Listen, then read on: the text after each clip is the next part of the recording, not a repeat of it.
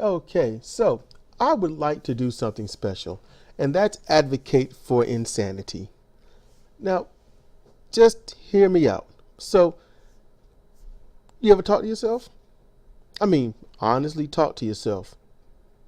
Because that's something that we should do. Do you? And they say, well, you can talk to yourself, just don't answer back. I suggest answer back, whether it's vocally or mentally. And you might say, well, that's just crazy. Why would I do that? That don't make any sense. See, that's the thing. If you want to make sense of this world, if you really want to understand a good deal of it, an aspect of it, you'll ask yourself questions and you will answer those questions. That's what you do. Because that reflects real life. And on a side note, I mean, come on now. Who knows you better than you? Nobody. Nobody knows you better than you. You know? Now, someone may be able to easily use what you have done in the past and behavioral patterns to make a good prediction of what you will do and or say, but yet they don't know you better than you. And there's a lot of people that just don't know themselves. So others seem to know them better than they know themselves. Truth is, these people have either not asked themselves questions or they've not answered those questions. And that's important. I need you to know that. You need to know that's important. I used to think the crazy people were just doing random stuff, but this is different. This is legitimately enlightening oneself. This is trying to be very introspective and gain that thing that you were pretty much denied during your youth. And if you are young, this can give you a step ahead. So just think about this. How many times has somebody asked you a question? Why you do that? What are you doing? Why would you say that? And they don't care about your answer. They don't care about your answer. They already have a preconceived notion of what the answer is. And it's not based on knowing you at all. It's based on how they feel about you or at that moment. So if you see a car that's driving slow, turning real slow, you know what? You might say, why can't you drive? Why are you not turning faster? And you're all mad. Now, would you get out the car and ask that person why? No, you wouldn't. You don't want to get possibly killed or start a road rage incident. But however, if you knew the possible answers of, well, what if that person's car is kind of messed up and they have to turn slow so they don't jack it up even further? What if they're carrying something very precarious that a harsh turn might cause a catastrophe? So they got to be gentle.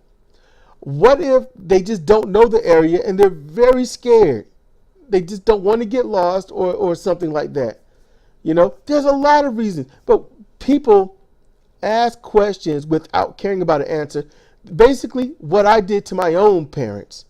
They would ask me a question and they got to the point where I realized by the time I think I was 15 or 16, they didn't give a damn about why.